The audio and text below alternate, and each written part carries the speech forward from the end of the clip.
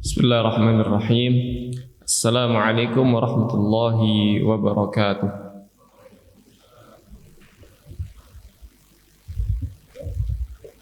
Alhamdulillah wassalatu wassalamu ala rasulillahi wa la hawla wa la quwwata illa billah. Allahumma bika asbahna wa bika amsayna wa bika nahya wa bika namutu wa ilaikan nusyur. Allahumma subhanaka la ilma lana illa ma 'allamtana innaka antal alimul hakim. Jemaah yang dirahmati Allah Subhanahu wa taala, Bapak Ibu, santriwan dan santriwati PPTQ Al-Madinah Yogyakarta yang saya banggakan. Marilah kita mengawali perjumpaan kita di pagi hari ini dengan hamdalah, memuji Allah Subhanahu wa taala yang telah melimpahkan begitu banyak nikmatnya kepada kita yang tidak pernah mampu untuk kita hitung. Jemaah yang dirahmati Allah Subhanahu wa taala, insyaallah di kesempatan pagi hari ini ya, karena temanya adalah Maulid atau yang berhubungan dengan Rasulullah sallallahu alaihi wasallam, insyaallah kita akan membaca salah satu atau beberapa ayat yang ada di surah Al-Ahzab. Ini santri enggak menyiapkan mushaf? Kenapa? Ya, silakan ambil mushaf dulu santri. Pelan-pelan aja. Fadhal. Kita akan baca surat Al-Ahzab. Semuanya sudah hafal Al-Ahzab? Sudah? Belum kan? Ya.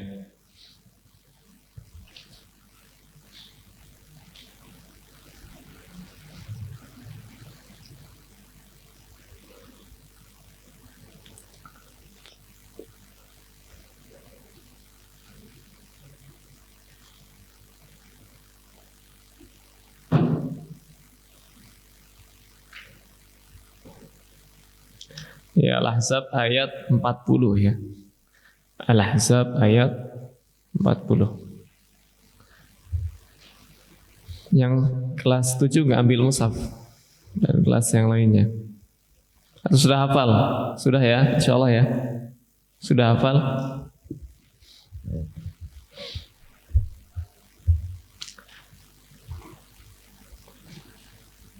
Al-Ahzab ayat 40.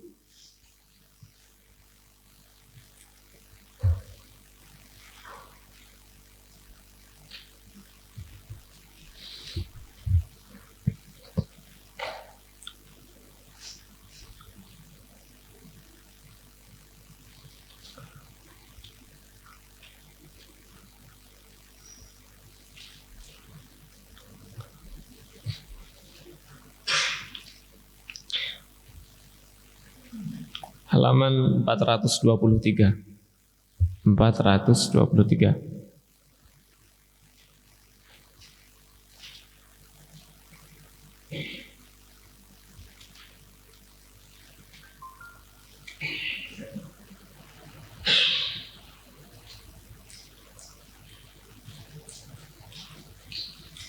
Sudah ketemu ya? Baik. Silakan ikuti bacaan kami. A'udzu billahi minasy syaithanir rajim.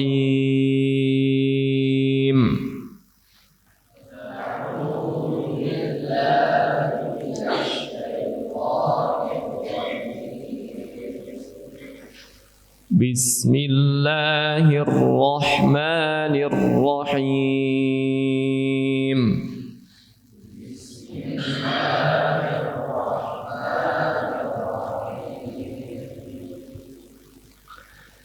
Ma kana Muhammadun aba ahadin mir rijalikum walakin Rasulullah.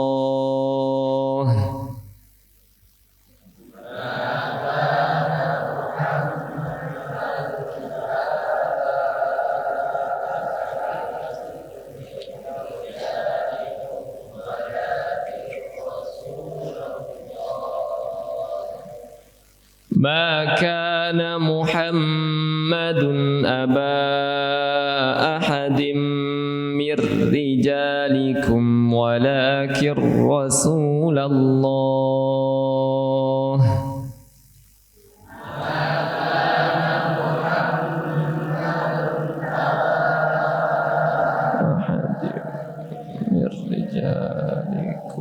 Walakin Rasulullah. Nah, di situ ada lafaz mir rijalikum. Di sini ra tasydid dibaca tebal atau tipis? Dibaca tipis. Karena ya harokatnya kasroh ya. Jadi hindari membaca kata mir rijalikum dengan tafkhim mir rijalikum. Sebagian santri kadang bacanya yang tipis ditebalkan ya. Mirri itu salah. Mir rijalikum. Adapun yang walakin Rasulullah, ini baru ra-nya dibaca tebal karena fathah. Kita lanjutkan. Walakin Rasulullah wa khataman nabiyyin. Walakin Rasulullah wa khataman nabiyyin. Wa kana Allahu bikulli syai'in 'alima.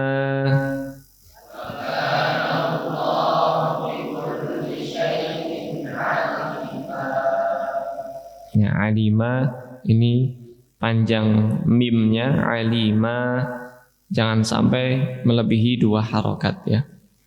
Ini santri namanya mat apa? Tanwin fathah di akhir kata. Mat apa? Mat iwad ya, mat iwad. 2 harokat. Kita lanjutkan. Ya ayyuhalladzina amanu dzkurullaha dzikran katsira. Ya ayyuhalladzina amanu dzkurullaha dzikran katsira. Ya ayyuhalladzina amanu dzkurullaha dzikran katsira.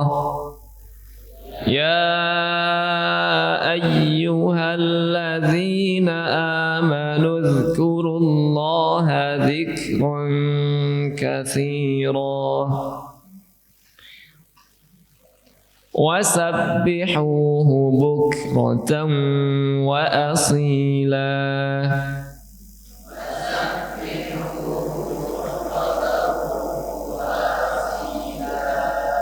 Wasabbihuhu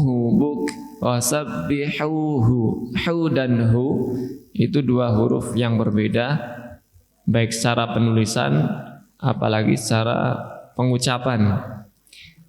Huruf H itu dari tengah tenggorokan, sedangkan huruf H dari pangkal tenggorokan ya. Jadi jangan sampai terbaca sama. Misalnya biasanya H itu dibaca H ya. Barangkali yang belum belajar huruf H itu jangan dibaca H. Wasabbihuhu. Nah, ini yang sering terjadi ya. Wasabbihuhu. Ha dan ha adalah 2 huruf yang berbeda. Saya ulang lagi.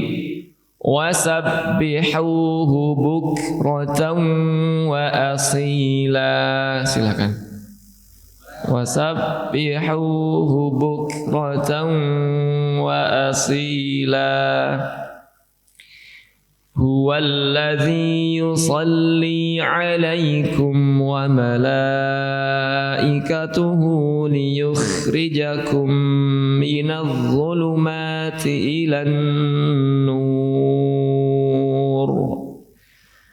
Huwallazi yusalli alaikum wa malaikatuhu liyukhrijakum minadh dhulumati ilan nur.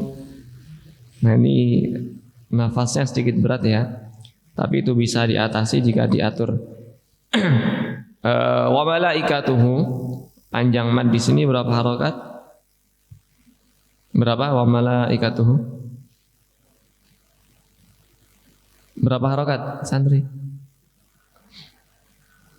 Wa malaikatuhu, malaikah, lamnya berapa harokat? 5 sampai 6, yang lain? Ya, 4 sampai 5 ya. Atau 4 atau 5. 4 atau 5 harokat. Nah tadi kebanyakan bacanya 6 harokat lebih, makanya nafasnya nggak kuat. Ya, wa malaikah itu sudah 4 harokat ya. Kalau mau 5 tambah sedikit, wa malaikatuhu ya. Jadi mengukurnya simple, nanti tinggal mat tabi'i dikalikan 2 kali panjangnya. Itu sudah jadi mat ini. Namanya mat apa ini? Mat jaiz bukan? Mat apa? Mat mana Abdillah? Ada Abdillah. Mat apa? Mat wajib muttasil. Mat muttasil. Jadi lihat tulisannya dulu. Ini tulisannya antara mat dengan hamzah dalam satu kata, tidak dalam satu kata.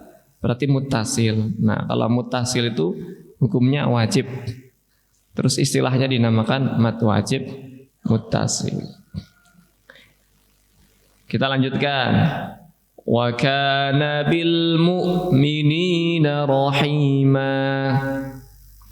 Wa kana bil mu'minina rahima. Wa kana bil mu'minina rahima.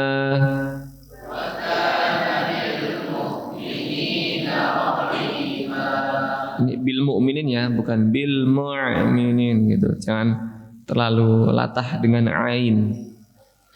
Kita lanjutkan ke halaman berikutnya. Tahiyyatuhum yawma yalqawnahu salam. Tahiyyatuhum yawma yalqawnahu salam. Tahiyyatuhum yawma yalqawnahu salam.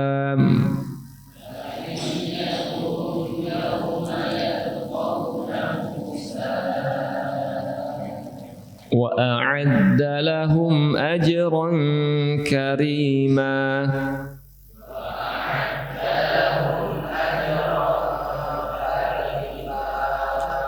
Wa a'adda lahum ajran karima.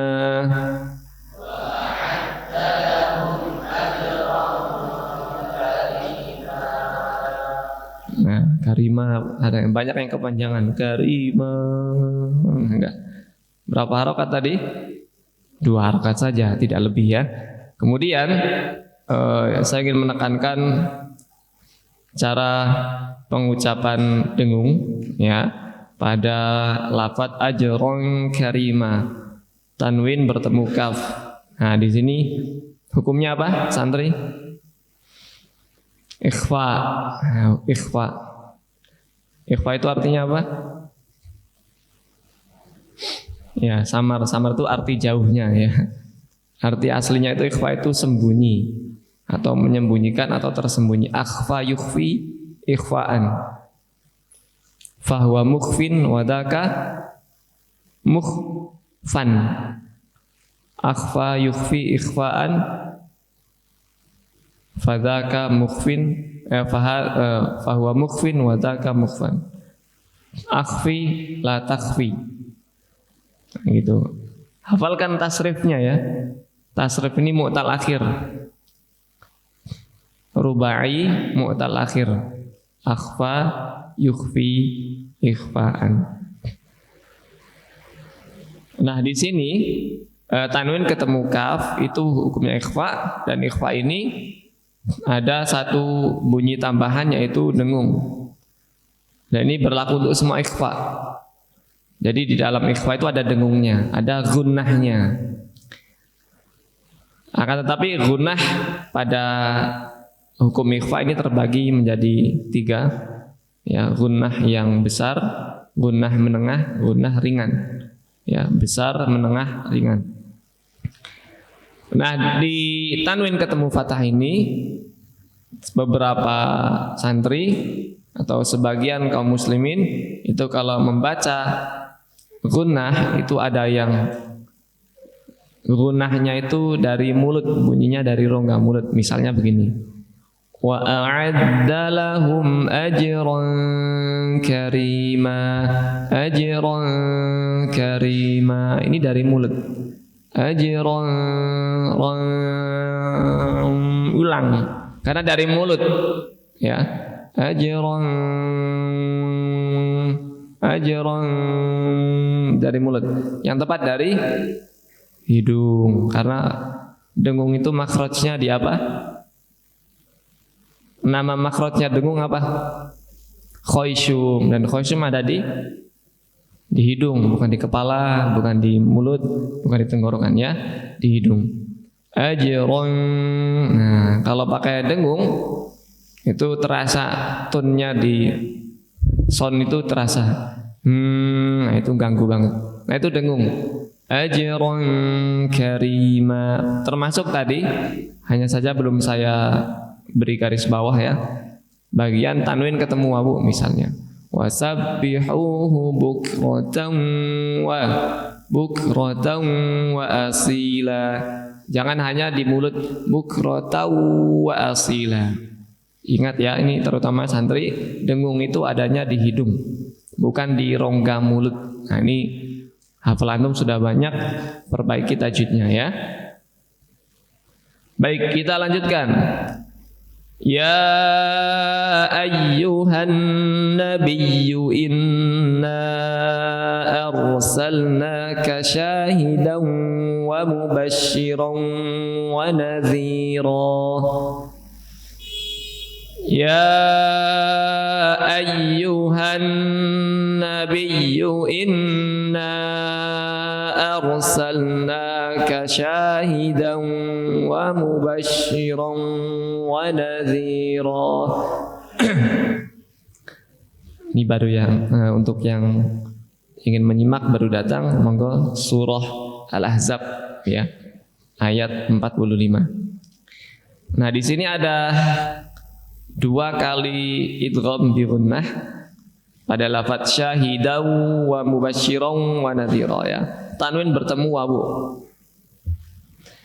Nah, ini menerapkan apa yang baru saya sampaikan, bahwa dengung itu bersumber dari hidung, khayshum, ya. Jangan sampai dibuat di rongga mulut. Misalnya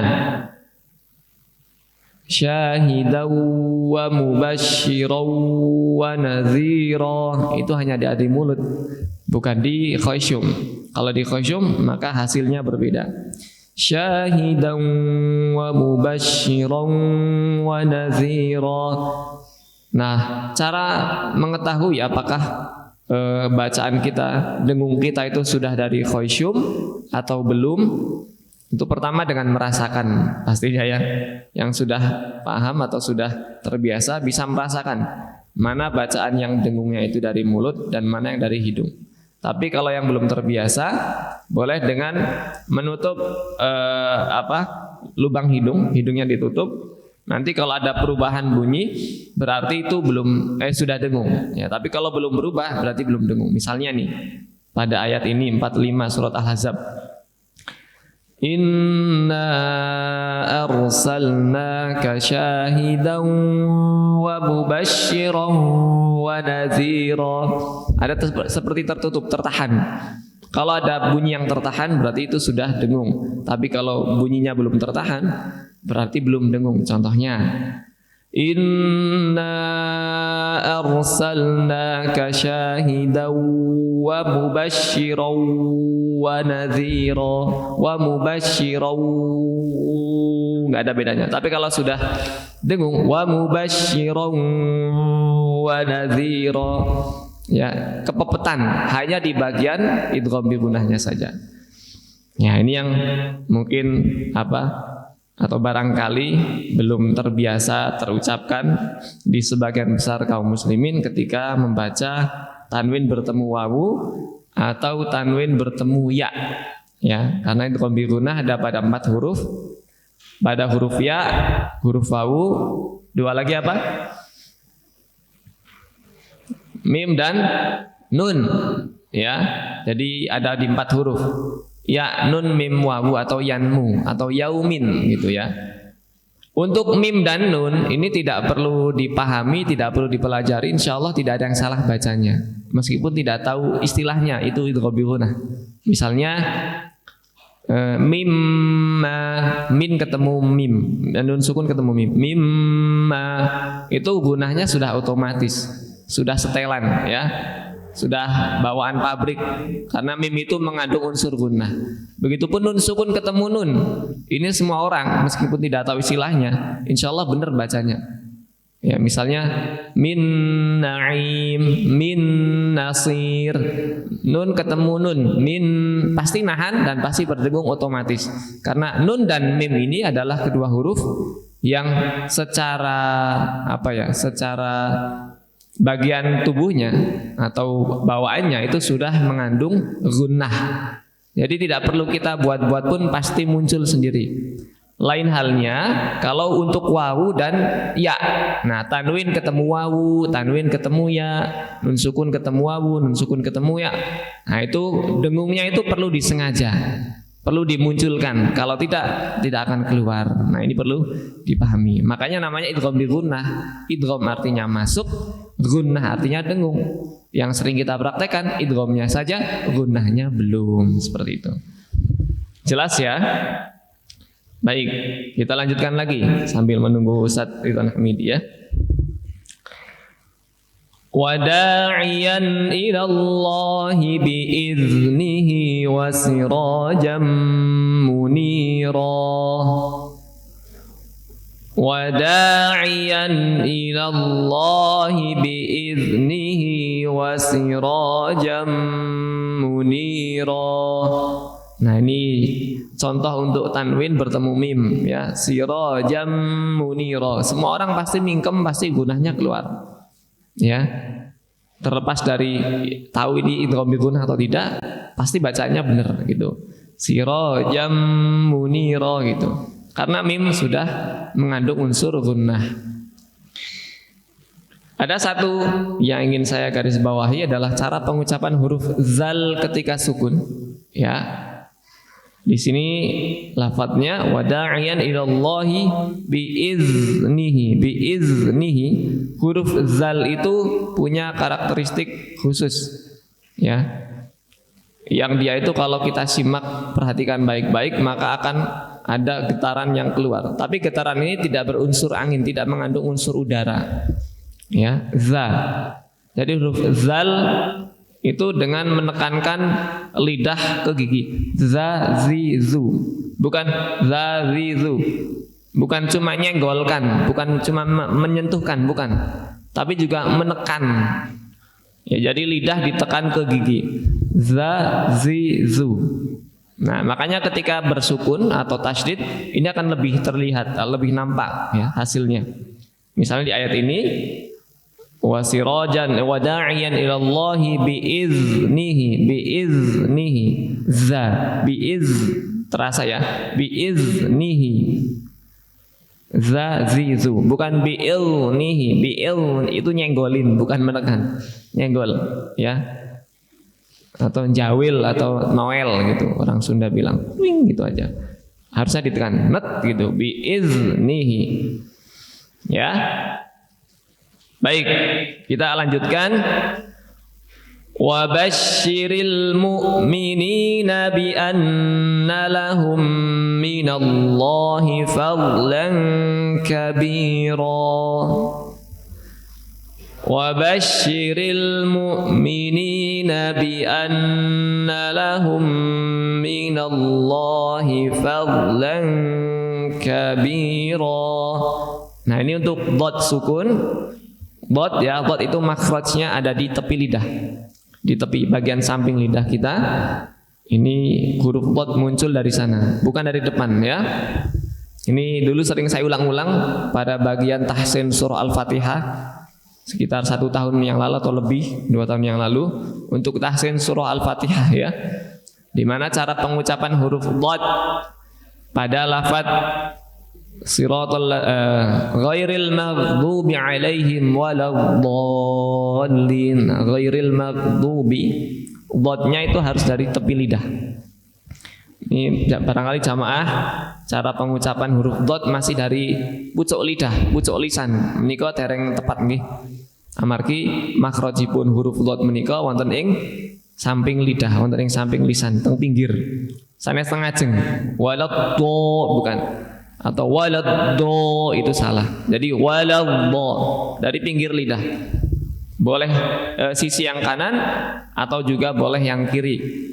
Yang ditekankan ke rahang di atasnya. Itu huruf dhad. Satu-satunya huruf dalam huruf hijaiyah atau dalam bahasa Arab yang makhrajnya dari tepi lidah. Yang ditekankan ke gigi geraham di atasnya.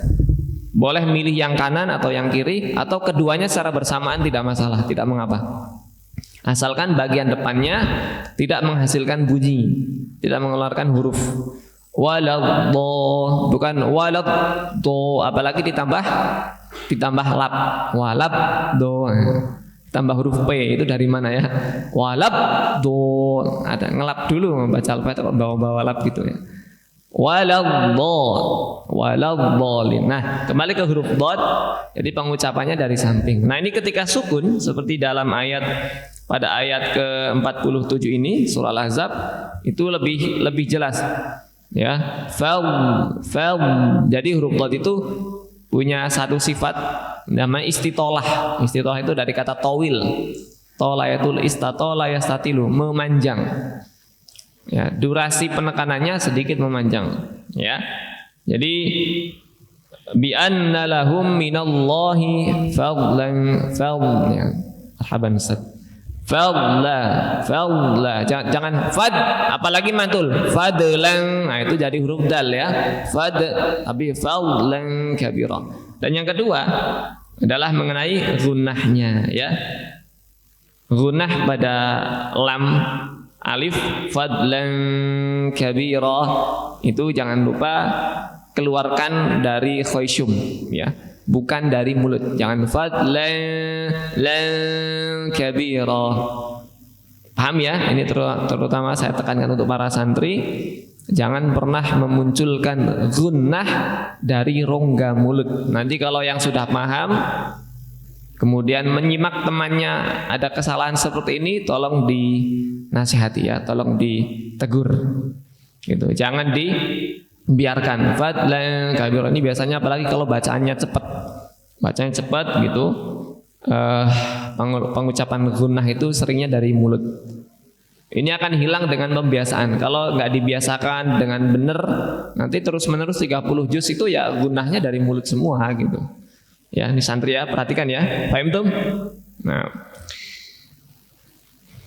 Baik, kita satu ayat lagi menggenapkan satu tema.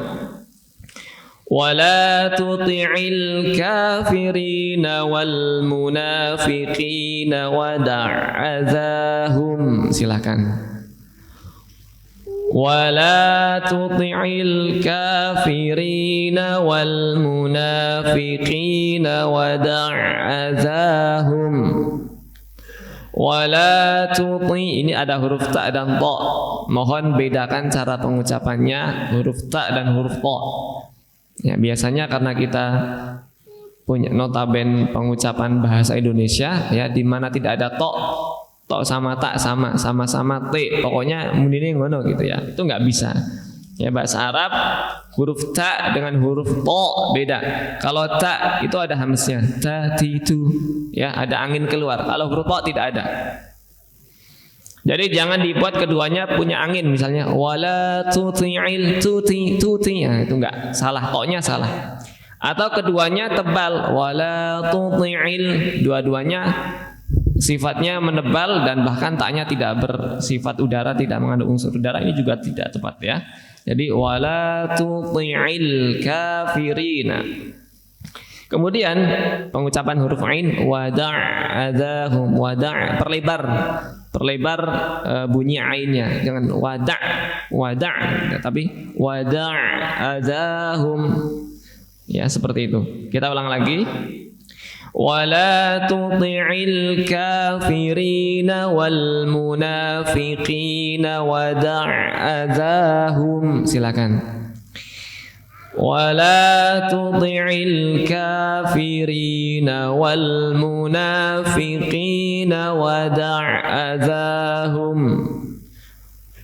ودع أذاهم وتوكل على الله ودع أذاهم وتوكل على الله وكفى بالله وكيلا.